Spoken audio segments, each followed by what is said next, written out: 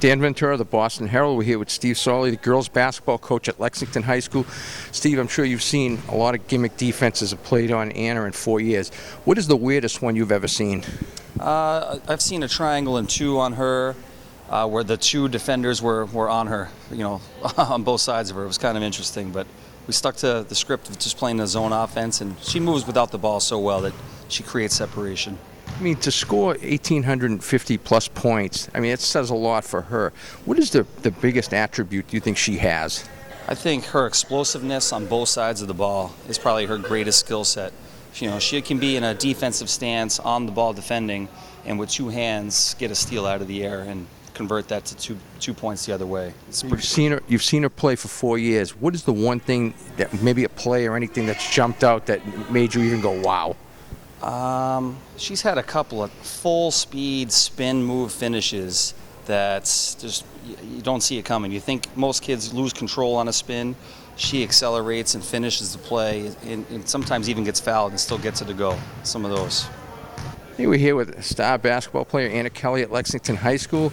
Anna, you certainly 40-year record you broke the other night. Talk about the significance of that.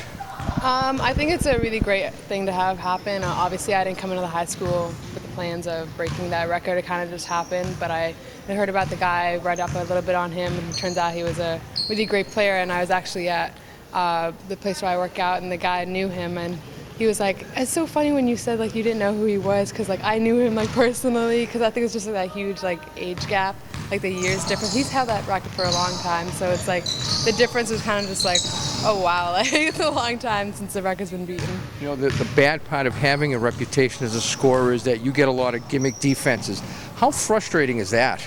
I think I've kind of adjusted to it. I think the most frustrating was probably my junior year, because sophomore year is a big scoring year for me. So junior year was probably the year where I had to learn to adjust to the gimmick defenses, and senior year has kind of been now I have a little bit of tricks up my sleeve. And as far as you decided on Fordham early on. What was it about Fordham that sold you on the school? I narrowed it down to the two main schools. It was Fordham and one other school I won't mention. Okay. And then I think it's just I made pros and cons list, and there was no cons in Fordham's list. There were cons in the other school's list, so I was just I'm going to Fordham. So you're close to Broadway there. Yes. As far as the other night, arguably the biggest win you've had, Woburn. Talk about that game, and then the satisfaction of knocking off an undefeated team.